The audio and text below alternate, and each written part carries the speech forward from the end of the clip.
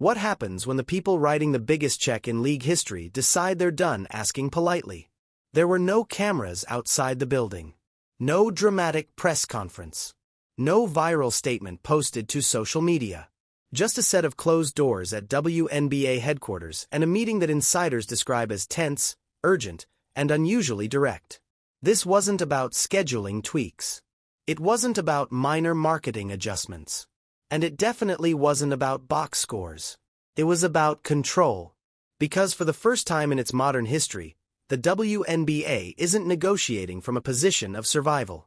It's negotiating from a position of explosive growth. Ratings are climbing. Arenas are selling out. Valuations are rising. Billion-dollar media rights conversations are no longer theoretical. They're real. And when numbers change that fast, power shifts just as quickly. At the center of that shift is a single name that has altered the economic gravity of the entire league: Caitlin Clark. But this story isn't really about her jump shot. It's not about logo threes or rookie stat lines. It's about what happens when one player becomes the axis around which an entire business model spins. Because once that happens, every foul call, every roster decision, every Olympic selection, every marketing campaign stops being just basketball. It becomes strategy. The emergency meeting reportedly took place as networks like NBC prepared to formalize a new era of media investment. Not incremental growth. Not small extensions. A structural transformation. The kind of money that doesn't just fund charter flights, it reshapes culture. The kind of money that comes with expectations. And expectations, in corporate terms, are just polite ultimatums. Executives aren't sentimental. They don't care who paid dues in 2014. They don't care about locker room hierarchies built over a decade. They care about measurable impact. They care about retention curves. They care about advertising conversion rates. And the data, whether people want to admit it or not, shows a very clear pattern. When number 22 is on the floor, viewership spikes. When she sits, it dips. That isn't a personal opinion. That's a market signal. And markets do not negotiate emotionally. For years, the WNBA operated with a collective identity. Shared spotlight. Shared struggle. Shared recognition. The rising tide lifts all boats philosophy wasn't just a slogan, it was survival. But now, the tide isn't rising evenly. It's forming a wave around one player, and that wave is carrying television deals, sponsorship leverage, expansion conversations, and long-term profitability projections with it. That changes everything. Inside that room, Commissioner Kathy Engelbert wasn't just moderating a meeting. She was balancing two forces that increasingly see the world differently. On one side, media giants preparing to invest at a scale the league has never experienced. On the other, a locker room culture built on equality, grit, and resistance to superstar favoritism. Those two philosophies do not blend easily. Because once you attach billions to a name, protecting that name becomes policy. And here's where things get uncomfortable. The timing of this reported emergency session didn't happen in a vacuum.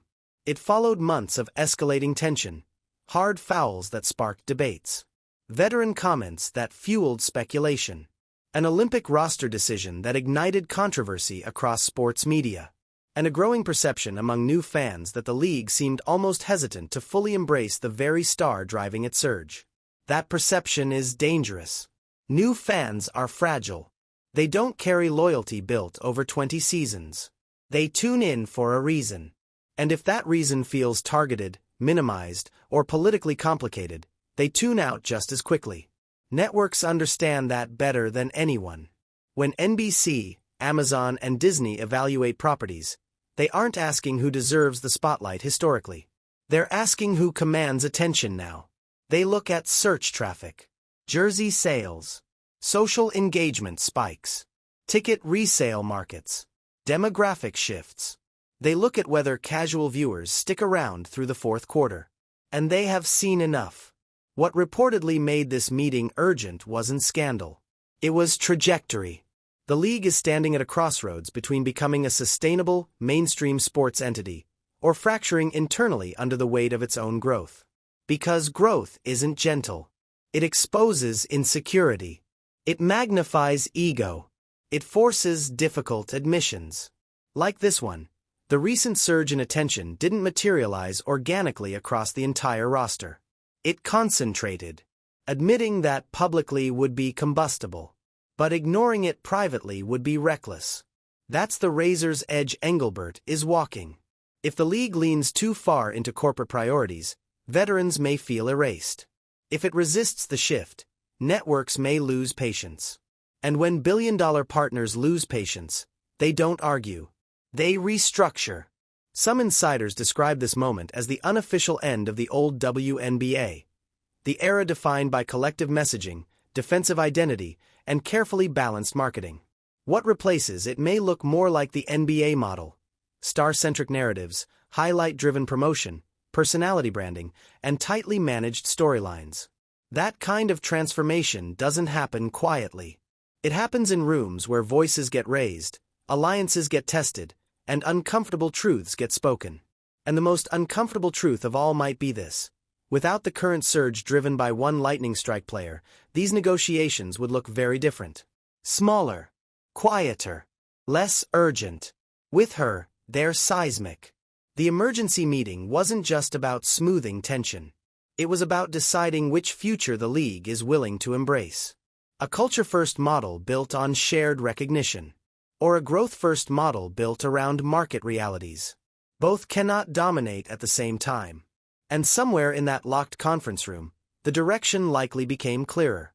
Because in modern sports, the court is only half the game. The other half is leverage. If this moment truly marks the pivot point, the day the league shifted from community project to corporate heavyweight, then everything that follows will make more sense. The officiating, the marketing tone, the broadcast emphasis, even the silence from certain voices. This isn't chaos. It's recalibration. And what comes next will reveal exactly who holds the real power. The tension didn't explode overnight. It simmered. Long before emergency meetings and billion-dollar negotiations, there was a shift in tone. Not loud enough to dominate headlines. Not dramatic enough to trigger official statements. But noticeable. Subtle comments during interviews. Slight pauses before answering certain questions. Veteran smiles that didn't quite reach the eyes. On the surface, everything looked competitive. Physical defense. Hard screens. Welcome to the league energy. That's normal. Every rookie goes through it. But this didn't feel normal. Because this rookie wasn't entering quietly. She wasn't building hype gradually. She arrived with television networks already rearranging schedules. With ticket prices rising in opposing arenas. With resale markets treating regular season games like playoff events. That kind of arrival disrupts ecosystems. For over a decade, the WNBA built its identity on resilience. Players flew commercial. They played overseas in the off-season to supplement income. They fought for charter travel. They fought for visibility. They fought for legitimacy. That shared grind became part of the culture. You earned respect through years, not months. Then the numbers changed. When the Indiana Fever hit the road, opposing teams moved games to larger arenas. Secondary markets sold out in hours. National broadcasts suddenly centered on matchups that, months earlier, wouldn't have received primetime treatment. Social media engagement spiked. Merchandise demand surged. And inside the league, that shift created something nobody wanted to say out loud. Displacement. Not on the stat sheet. Not in talent. But in attention. Veteran stars like Aya Wilson and Breanna Stewart had spent years carrying the league competitively. Championships. MVP awards. Defensive dominance. They earned their reputation through sustained excellence. Yet suddenly, the spotlight tilted. Not slightly. Dramatically. To longtime players, it felt abrupt. To new fans, it felt obvious. That contrast matters. Because while casual viewers were celebrating logo threes and dramatic finishes, purists inside the league were asking a different question. Is this hype sustainable? And if it is, what does that mean for the rest of us? The physical play narrative began gaining traction around this time. Hard fouls that trended online. Clips replayed repeatedly. Debates about whether referees were letting them play or allowing something more pointed. Fans began forming theories. Was this standard rookie treatment? Or something intentional? To longtime observers, the answer seemed simple. The WNBA has always been physical.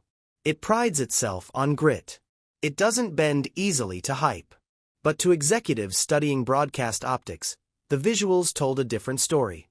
When a league's most visible player gets knocked to the floor repeatedly while cameras zoom in, the average viewer doesn't see tradition. They see vulnerability. They see risk. They see potential ratings volatility. And volatility scares investors. That's where the boiling point began to form. Not because players disliked competition, but because perception started drifting away from control. Every viral clip sparked commentary. Every podcast appearance where a veteran subtly questioned the attention added fuel. Every interview where someone hinted that the hype was overblown deepened the divide between old fans and new ones. Inside locker rooms, dynamics likely became more complex. Athletes are hyper-competitive by nature. When attention concentrates around one player, it challenges internal hierarchies. It challenges ego. It challenges identity. That doesn't mean resentment turns into sabotage. But it does mean conversations become sharper, less filtered. And then there's the economic layer. Salary bumps, charter flights, expansion talks, they didn't materialize in isolation. They coincided with the surge in attention. Correlation doesn't erase the years of groundwork laid by veterans. But timing is powerful. And timing creates narratives. Some players likely felt the growth was collective. Others likely feared the credit was singular. That difference in interpretation can quietly fracture unity. Meanwhile, networks weren't observing this as emotional theater. They were observing data patterns, audience retention curves, social spikes after certain plays, advertising performance during specific matchups. They noticed something very clear. Games featuring Clark weren't just performing well. They were outperforming expectations consistently. That creates leverage. And leverage changes the tone of boardroom conversations. While players debated respect and legacy, executives debated long-term valuation. While fans argued online about foul calls, analysts studied conversion rates. Two completely different conversations happening simultaneously. At some point, those conversations collided. Because the more physical the play looked on screen, the more commentators speculated about internal resistance. The more veterans publicly minimized the impact of the rookie surge, the more new fans felt defensive. And the more defensive fans became, the more volatile the narrative grew. Volatility isn't good for brand stability. The boiling point wasn't a single moment. It was accumulation. Accumulation of tension between culture and commerce, between pride and profit, between earned respect and market acceleration. And markets move faster than pride. By the time executives reportedly called for urgent alignment, the tension was no longer theoretical. It was visible. It was trending. It was shaping perception in real time. Inside the league, some likely believed the hype would normalize naturally. That performance would level the field. That attention would redistribute once novelty wore off. But the numbers didn't flatten. They climbed. And when something keeps climbing, investors stop treating it as novelty. They treat it as strategy. That realization, that this wasn't a moment but a momentum shift, is what made the boiling point dangerous. Because once momentum becomes undeniable, resistance looks irrational. And that's when decisions start being made behind closed doors. The moment that truly shifted the temperature wasn't a hard foul. It wasn't a podcast comment. It wasn't even a viral debate clip. It was a roster list.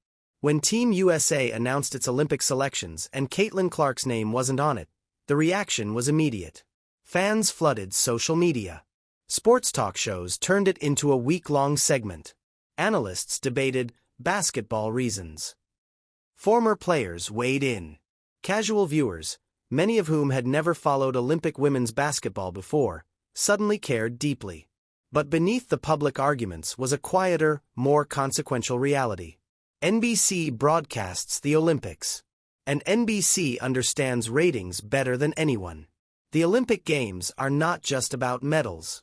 They are about global viewership spikes, advertising premiums, and storytelling arcs that convert casual viewers into long-term fans. The network builds promotional campaigns months in advance. They project athlete visibility.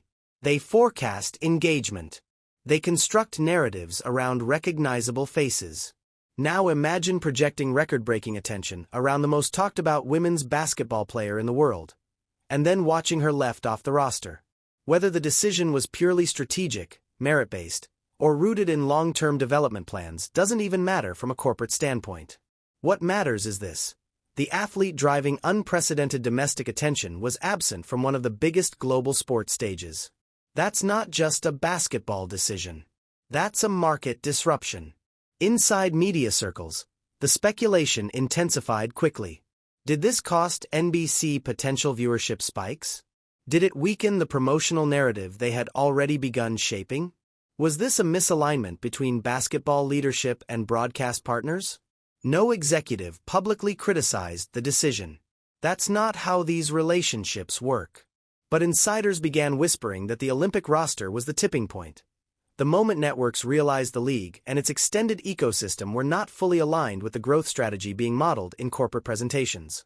Because to a network executive, this wasn't about fairness. It wasn't about veteran experience. It wasn't about defensive rotations. It was about attention leverage. And the data suggested that attention was being underutilized. For longtime players, the Olympic team is sacred. It represents legacy, merit, international dominance. It is not supposed to bend to hype cycles. Coaches prioritize chemistry, defensive versatility, proven experience. That's tradition. But tradition doesn't always maximize viewership. The backlash after the roster reveal wasn't just emotional. It was measurable. Engagement surged. Debate trended for days. The absence itself became a story bigger than any single game. And that's when the calculus likely changed. Executives don't ignore patterns. When a player generates more conversation by being left off a roster than most athletes generate by making it, that signals something deeper than novelty. It signals cultural shift. The Olympic decision may have been made months in advance. But the response revealed something urgent. The league's most marketable asset could not be treated like a standard rotational piece in a growth era driven by star economics. That realization creates friction. Because basketball purists value systems. They value structure. They value earned progression. Media partners value magnets. And magnets pull audiences. The Olympic snub turned what had been simmering tension into a strategic question. If internal decisions repeatedly sideline the league's highest engagement driver, what exactly are networks investing in? That question isn't accusatory. It's financial. By the time the emergency meeting reportedly took place, the Olympic controversy had already demonstrated how quickly public sentiment could shift. New fans felt confused. Some felt slighted. Others interpreted the decision as resistance to change. Fair or not, perception was forming. And perception shapes retention. Retention shapes revenue. Revenue shapes influence. That chain reaction is what likely made executives firm in their stance moving forward. The Olympic situation wasn't just about one tournament. It was about alignment between basketball autonomy and business imperatives. If the two operate independently, growth becomes unpredictable. Unpredictability scares investors. The Olympic moment also revealed something else: the emotional investment of a new demographic. Many viewers tuning in for Clark weren't lifelong WNBA historians. They weren't evaluating defensive metrics from past seasons. They were watching in real time. They were reacting instinctively. And when she wasn't included, they didn't interpret it as long-term roster building. They interpreted it as exclusion. That reaction, fair or not, amplified the sense that something larger was happening beneath the surface. Inside league leadership, that likely sparked difficult conversations. How much autonomy should basketball operations retain in a media-driven growth phase? At what point does strategic exposure outweigh traditional hierarchy? How do you honor veteran contributions without ignoring market realities? These are uncomfortable questions. Because once you acknowledge that exposure and profitability hinge disproportionately on one player, you implicitly admit vulnerability. And vulnerability invites intervention. The Olympic snub didn't create the emergency meeting. It accelerated it. It signaled that internal decision-making could directly conflict with external investment strategies. It exposed a gap between culture and commerce that was widening faster than anyone anticipated.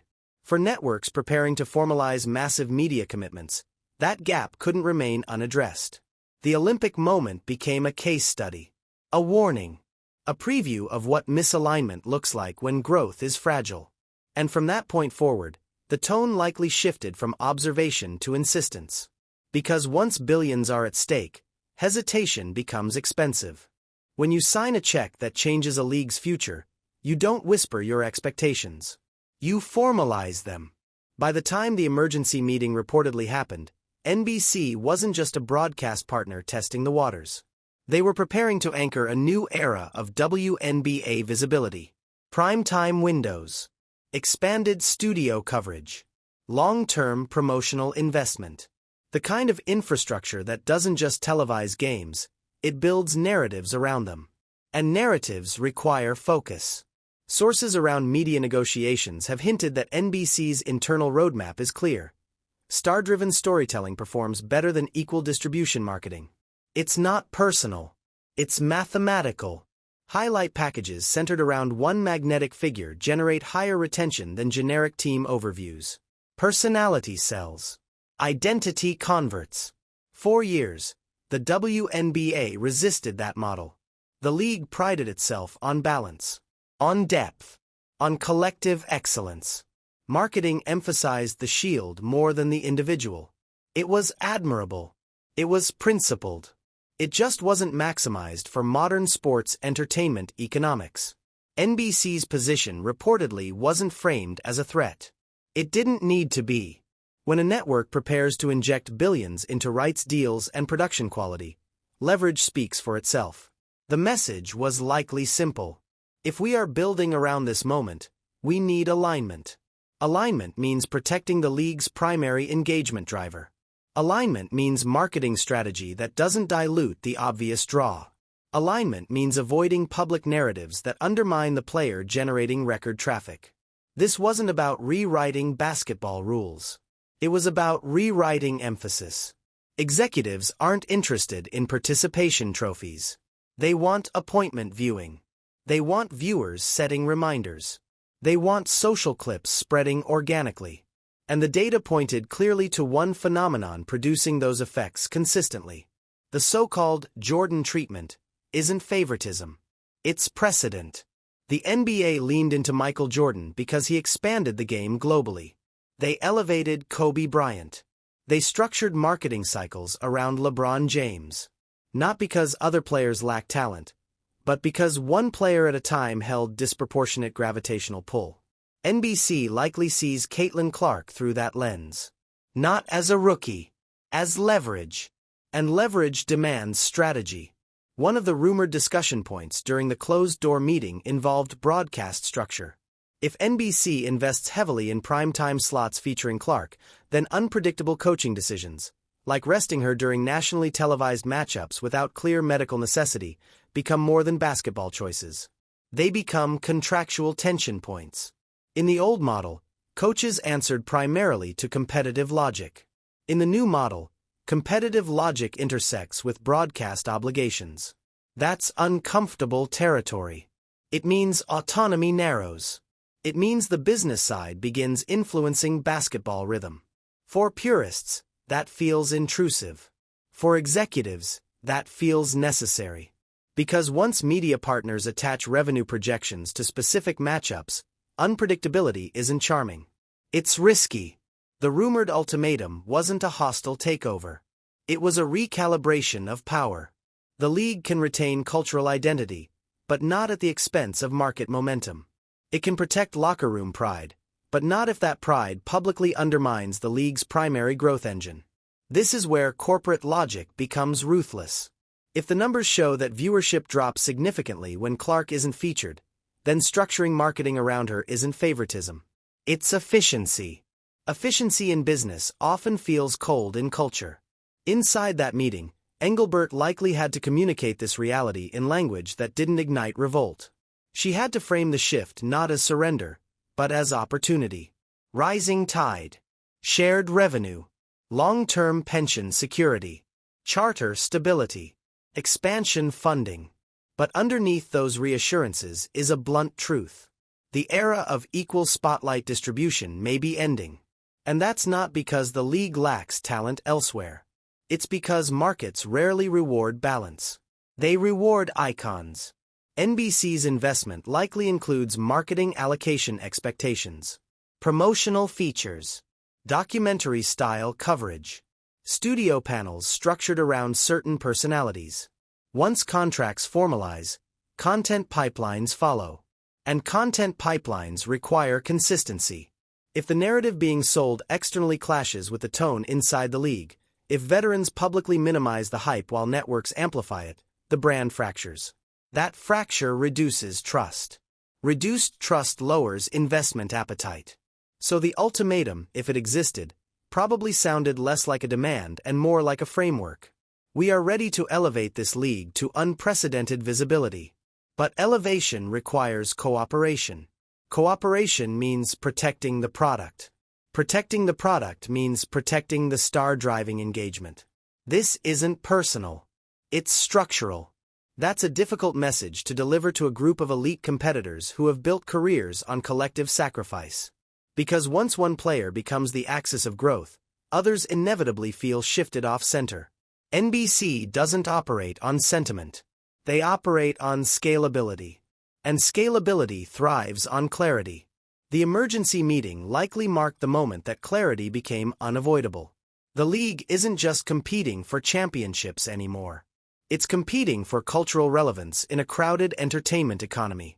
And in that economy, whoever commands attention commands direction. Money started rising. So did resentment. Not loud, not explosive, but real. 4 years, WNBA players built the league through endurance. Long flights, overseas seasons, smaller endorsement pools, limited national coverage. They didn't complain publicly because complaining didn't change economics. They kept grinding. They kept proving legitimacy through performance. Then, almost overnight, everything accelerated. Charter flights became permanent. Expansion conversations intensified. Media days multiplied. Arena capacities expanded. Valuations skyrocketed. Corporate sponsors suddenly lined up instead of hesitated. And timing matters. Because while executives could frame this as cumulative growth finally paying off, many players inside locker rooms could see the calendar just as clearly as fans. The spike coincided with one rookie entering the league. That doesn't erase the decade of groundwork laid by veterans like Aya Wilson or Breanna Stewart. It doesn't rewrite championships. It doesn't invalidate MVP awards. But perception doesn't operate on nuance. It operates on timing. And timing suggested a before and after. Before Clark, steady growth, incremental gains. After Clark, surge. For veterans who sacrificed prime years without this level of attention, that's a difficult emotional adjustment. It's not jealousy in the cartoon sense. It's displacement. It's watching the narrative tilt while you're still producing at an elite level. Elite athletes build identity around recognition. Fame isn't vanity. It's validation of excellence. When cameras shift suddenly, even subtle changes feel magnified. Inside locker rooms, conversations likely became more guarded. Interviews became more calculated. Some comments, interpreted as dismissive or skeptical, were probably rooted more in pride than hostility. But pride doesn't translate well in viral clips. When a veteran questions hype, new fans interpret it as bitterness. When a rookie's fans defend her aggressively online, players interpret it as disrespect. Two audiences forming.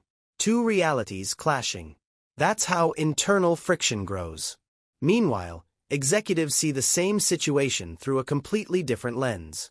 They see engagement charts. They see demographic expansion, Younger viewers, more male viewers, new regional interest spikes. They see Indiana Fever road games outselling certain entire market weekends. They don't see locker room discomfort. They see opportunity. That disconnect widens the civil divide. Because for players, this is personal legacy. For networks, it's portfolio strategy. And then there's the narrative war. Rumors circulated that some players privately voiced frustration to journalists. That certain podcasts subtly framed Clark's rise as media manufactured. That tension wasn't accidental but reflective of deeper resistance to a star-centric pivot. Whether those rumors are fully accurate isn't even the point. The perception that a divide exists becomes reality in itself. And perception affects brand stability. The league suddenly found itself managing not just games, but internal politics amplified by social media ecosystems. Every comment scrutinized. Every body language clip dissected. Every hard foul interpreted as symbolic. The Civil War isn't violent. It's cultural. On one side, tradition, earned respect, egalitarian identity. On the other, acceleration, spotlight economics, superstar branding. Both sides believe they're protecting the league. But they're protecting different versions of it. The veterans protect dignity. The networks protect scalability. And the commissioner stands between them. If the league pushes too aggressively toward star prioritization, it risks alienating the very athletes who carried it through lean years. If it resists that push, it risks losing momentum at the precise moment mainstream relevance becomes attainable. That tension makes every decision heavier. Marketing campaigns suddenly feel political. Officiating interpretations feel loaded. Roster decisions feel symbolic. Even silence becomes strategic. Players who might normally speak freely become cautious. Because in a volatile environment, even neutral comments can ignite backlash. And behind it all is a simple, uncomfortable economic truth. The revenue curve bends sharply when Clark plays. That doesn't mean other stars lack value. It means her value is currently disproportionate. Disproportion triggers insecurity. Insecurity triggers resistance. Resistance triggers corporate intervention. The emergency meeting likely addressed not just financial alignment, but emotional containment. How do you keep veterans engaged while building a system that inevitably centers one player more than others? How do you preserve dignity while embracing disparity? There's no easy answer. Revenue sharing may soothe financial concerns. Pension growth may reassure long-term stability. But ego operates on a different currency than salary. Athletes measure legacy through spotlight. And when spotlight shifts, identity shifts with it. The Civil War isn't about hatred. It's about adaptation. Some players will adapt quickly, embracing rivalry arcs, leaning into competitive drama, understanding that controlled conflict drives ratings. Others may struggle, feeling reduced to supporting characters in a story they helped write long before the cameras zoomed in. That's the fragile balance the league must manage. Because if resentment spills visibly onto the court, if physical play crosses from competitive to reckless, if comments escalate from subtle to sharp, the growth momentum could fracture. And that would validate the fears of every cautious executive watching from above. The civil tension doesn't mean collapse is inevitable. It means transformation is uncomfortable. And uncomfortable transformations rarely happen quietly. You cannot build a billion-dollar brand around a player who looks like a crash test dummy every night. That's the blunt version of the conversation no one wants to say out loud. Because the WNBA has always prided itself on physicality. Tough defense. Hard screens. Contact in the paint. It's part of the league's identity. Players earn respect through resilience. You don't get protected just because cameras are watching. But now the cameras are watching more than ever. And what longtime fans interpret as grit, casual viewers sometimes interpret as targeting. When clips circulate online showing Clark getting knocked to the floor, grabbed off ball, bumped repeatedly without a whistle, the debate explodes instantly. Is this normal rookie treatment? Is it just playoff-level intensity in June? Or is something more pointed happening? Inside the league, officials would argue that physical play is consistent across matchups. That stars of every era absorbed contact. that selective clips distort reality. And that may be true. But optics matter more than internal explanations when you're selling a broadcast product. From a network executive's perspective, repeated images of the league's highest engagement player taking hard contact create risk. Risk of injury. Risk of narrative instability. Risk of alienating new fans who tuned in for skill, not controversy. Sponsors don't like volatility. If the player driving record numbers misses time because of what looks like excessive physicality, the ratings dip instantly. That's not theoretical. That's historical precedent across sports. And investors study precedent carefully. This is where the tension between purity and protection sharpens. The NBA has long been accused of protecting its stars. Jordan got calls. Kobe got whistles. LeBron gets benefit of the doubt. Whether entirely accurate or exaggerated, the perception exists because leagues understand asset management. Protecting stars isn't about rigging games. It's about ensuring the product remains watchable and sustainable. The WNBA, historically, resisted that model. It leaned into collective toughness. Nobody received special treatment. The game was the game. But the game now intersects with media contracts of unprecedented size. That changes calculations. If NBC executives raised concerns during the emergency meeting, they likely didn't frame it as favoritism. They likely framed it as consistency, as clarity, as standardizing foul thresholds to reduce chaotic optics. Translation: clean up the visuals. Not because the league is unfair, but because the perception of chaos damages growth. There's also the conspiracy layer, the growing theory among fans that certain veterans aren't sending messages. Whether that's reality or online exaggeration doesn't matter as much as the fact that it's being discussed at scale. When conspiracy narratives trend, they shift public trust. Public trust influences retention. Retention influences advertising. Every layer connects. The officiating debate has become symbolic of the larger conflict. If Clark receives more calls moving forward, critics will scream favoritism. If she continues absorbing heavy contact without whistles, fans will scream sabotage. Either direction invites noise. That's the impossible balance officials must navigate. But from a corporate standpoint, there's a clear priority: reduce unnecessary volatility. If physicality crosses into reckless optics, sponsors start asking questions. If a hard foul leads to injury and weeks of missed games, broadcast windows lose their anchor. And anchors are expensive. During the emergency discussions, it's likely that the term asset protection came up in some form. Not as a dramatic headline, but as a strategic principle. When one player drives disproportionate growth, minimizing risk around that player becomes logical. This doesn't mean rewriting the rulebook overnight. But it might mean emphasizing certain enforcement points. Tightening off-ball contact. Clarifying illegal screens. Reinforcing consistency across crews. Subtle shifts that reshape feel without publicly declaring favoritism. And subtle shifts change style. If referees call games tighter, defenders adjust. Teams emphasize spacing over bruising. Coaches recruit skill sets that thrive in faster, freer systems. That's how evolution begins. Not with a press release. With whistles. The officiating issue is bigger than fouls. It's about identity. Is the WNBA going to remain defined by gritty resistance, or transition toward highlight-driven flow that attracts new audiences? Those two aesthetics don't coexist easily. Purists will argue that softening the game undermines integrity. Executives will counter that evolving the product ensures longevity. Both positions have merit, but only one aligns with billion-dollar expansion plans. If the emergency meeting truly addressed officiating tone, then what we see on the court over the next seasons may reflect it. Fewer borderline hits. More emphasis on skill displays. More protection for perimeter creators. Not because the league abandoned toughness, because it recalibrated priorities. And in a growth phase this volatile, recalibration becomes survival strategy. Exposure is finite. That's the part nobody says directly.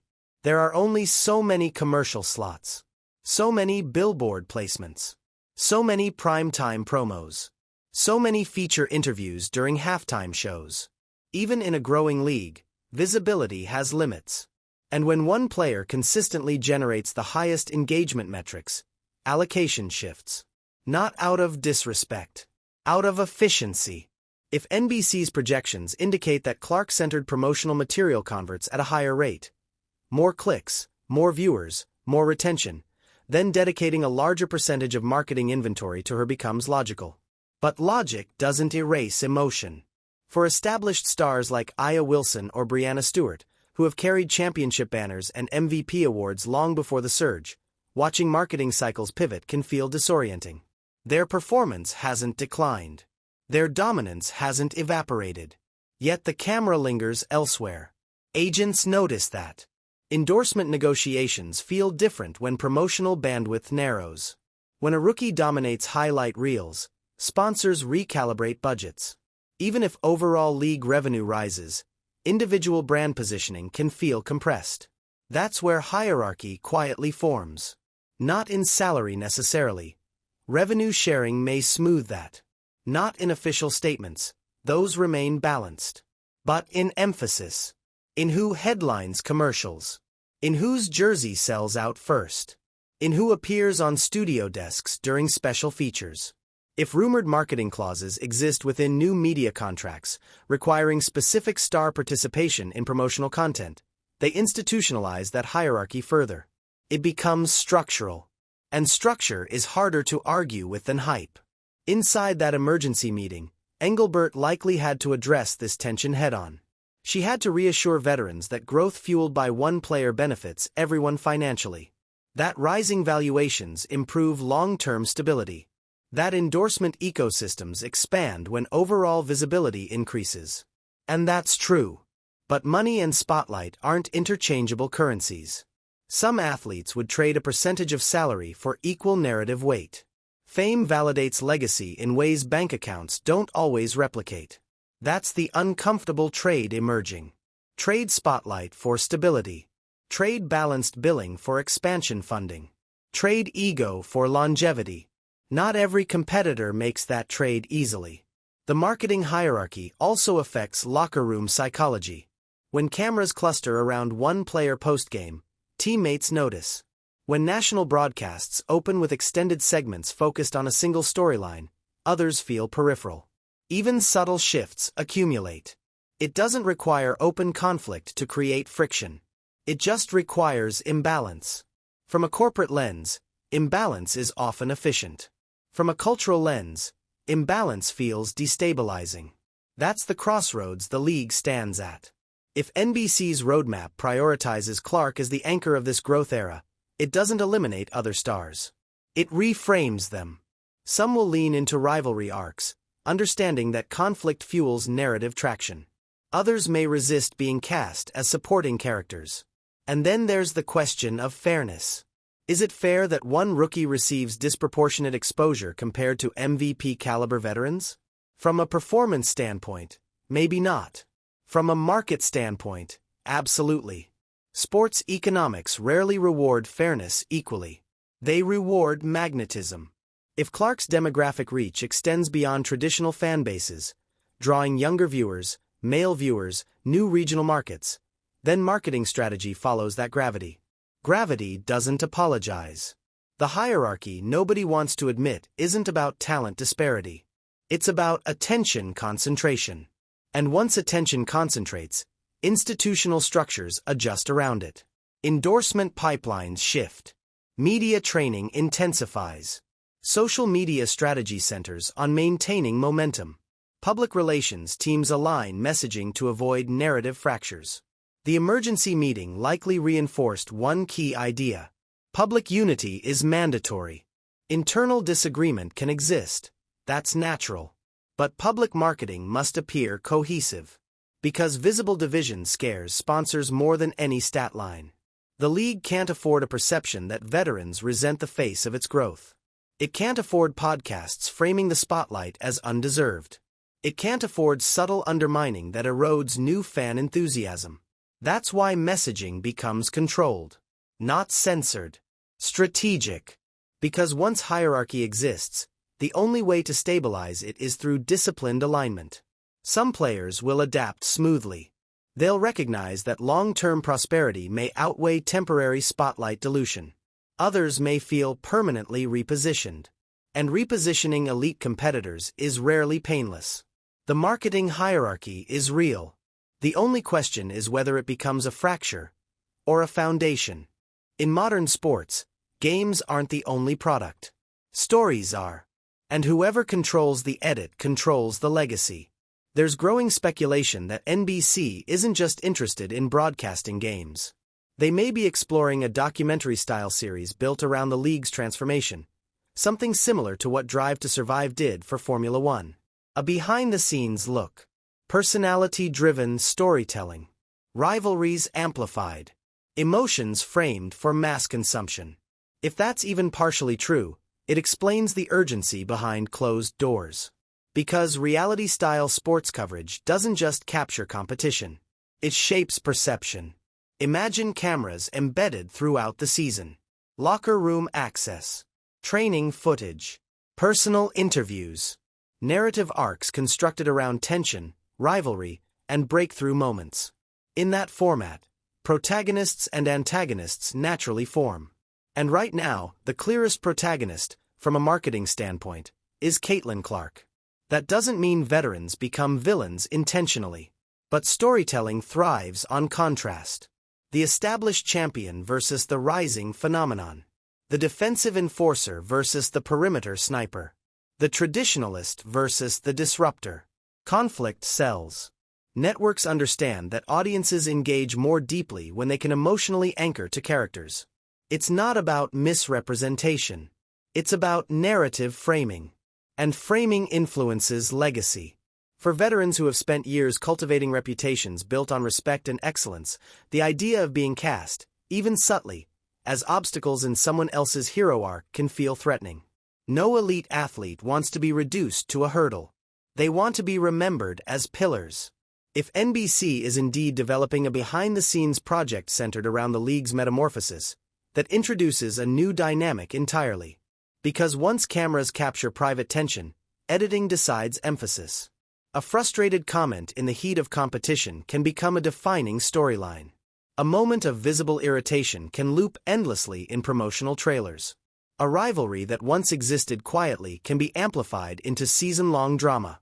That's powerful. And it's risky. The emergency meeting likely addressed narrative control as much as marketing alignment.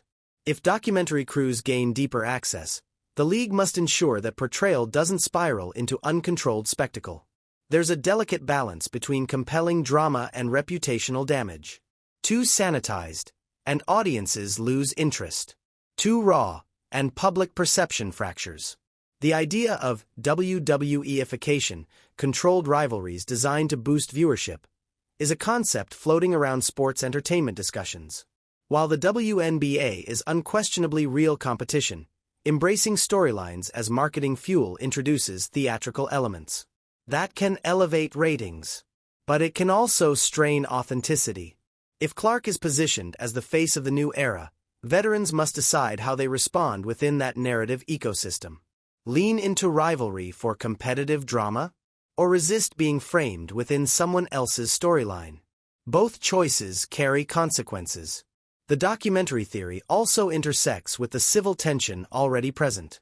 If internal disagreements are captured on film, they can no longer be contained quietly. They become content. And content multiplies faster than internal conflict ever could. From NBC's perspective, this is opportunity. From cautious players' perspectives, it's vulnerability. Because once your season becomes serialized entertainment, moments are no longer fleeting. They're permanent. Clips resurface. Narratives solidify.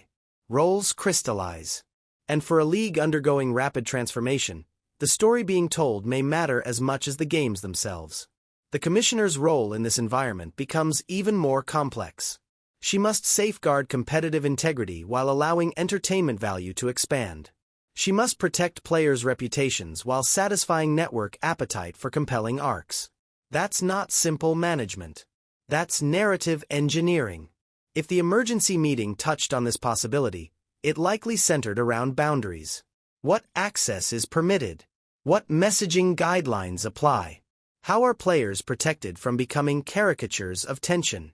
Because once cameras roll consistently, control becomes shared. And shared control can destabilize fragile unity. The documentary theory, whether fully realized or still speculative, symbolizes something larger. The WNBA is no longer just fighting for respect. It's fighting for mainstream storytelling dominance. And in storytelling, clarity wins.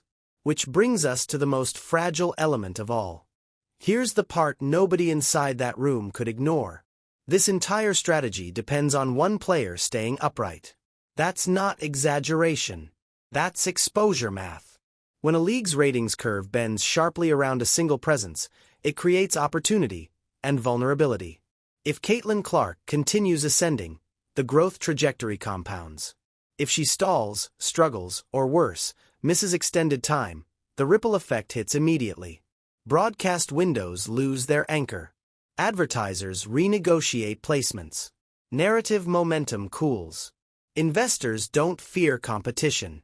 They fear instability. That's why the emergency meeting wasn't just about alignment or marketing hierarchy. It was a risk assessment session. What happens if the league goes all in on a superstar model? And that model falters. This is where potential rule adjustments and stylistic evolution enter the conversation. Not radical rewrites. Subtle recalibrations. Shorter shot clocks to increase pace. Stricter enforcement on perimeter contact. Cleaner off-ball movement rules. Emphasis on spacing and offensive flow. Not because the league wants to abandon its defensive grit, but because highlight-friendly basketball retains modern audiences longer. Fast-paced scoring games outperform grinded-out defensive battles in primetime environments. An 88-84 thriller trends better than a 60-55 slugfest. That doesn't invalidate defensive excellence. It simply reflects entertainment economics. If officiating tightens, roster construction shifts. Teams prioritize shooters. Floor spacing increases. Big, bruising enforcers adapt or get phased into smaller roles. The entire meta of the league evolves. Evolution rarely feels comfortable to those who thrived in the previous system. But stagnation feels worse to investors. And then there's the injury risk conversation. The one that probably hung over the meeting without needing dramatic language. If Clark were to miss significant time during this growth phase, how resilient is the current surge? Does the audience stay? Or does it retract toward pre-boom numbers? That question likely drives strategic urgency. The league isn't just managing competition. It's managing dependency. Diversifying star power becomes critical. Elevating additional personalities into consistent national visibility helps stabilize the ecosystem. If one player anchors growth, others must amplify it to prevent fragility. That's where the long-term vision comes in. This isn't about one season. It's about whether the WNBA transforms permanently into a self-sustaining powerhouse independent of subsidy narratives. For decades, critics framed the league as reliant on NBA support. Now, profitability pathways are emerging organically. But organic growth that concentrates too heavily can create imbalance. Balance doesn't mean equal spotlight anymore. It means diversified resilience. The emergency meeting likely addressed how to convert Clark-driven momentum into institutional durability. How to ensure expansion teams thrive. How to solidify media cycles beyond novelty. How to cultivate storylines that survive beyond a single era. Because eras change. Icons rise and fall. Leagues endure. The uncomfortable truth everyone inside that room had to accept is this. Without Clark's surge, negotiations would have been smaller. With it, they are transformative. That doesn't diminish the veterans' contributions. It contextualizes the acceleration. And acceleration requires management. If the old WNBA model emphasized collective endurance, the new model emphasizes strategic amplification. Private jets replace commercial flights. Primetime features replace niche broadcasts. Corporate metrics replace survival instincts. It's not betrayal. It's metamorphosis. But metamorphosis isn't painless. Players must adapt to increased scrutiny. Coaches must adjust to media-driven scheduling realities. Officials must balance optics and integrity. Executives must protect growth without alienating culture. And fans, both old and new, must decide what version of the league they want to embrace. The emergency meeting wasn't just about this season. It was about declaring the future. A future where the WNBA is no longer a side story in the sports economy. A future where billion-dollar media rights deals are normalized. A future where star power is leveraged unapologetically. The revolution won't look dramatic. It will look gradual. Cleaner whistles. Sharper marketing. More personality-driven coverage. Less tolerance for public internal sabotage. And over time, the shift will feel inevitable. Because once shareholders commit at scale, direction follows money. The players run the court. But the cameras frame the game. If you've made it this far, you already understand how massive this shift could be. And this channel is going to continue breaking down every layer. The strategy, the power plays, the subtle signals most people miss. Right now, the subscriber count on this channel is still extremely low. And that matters more than you think. When you subscribe, you're not just following. You're telling the algorithm that deep, analytical WNBA coverage deserves to be pushed wider. That engagement increases distribution velocity, which increases visibility, which allows more detailed investigations like this to reach serious fans. So if you value strategic breakdowns instead of surface-level headlines, hit subscribe. Like the video so the engagement metrics signal relevance. And drop a comment with your perspective. Do you think this shift saves the league, or risks dividing it further? Because the next phase of this story won't be announced in a press release. It'll show up in patterns. And we'll be watching them closely.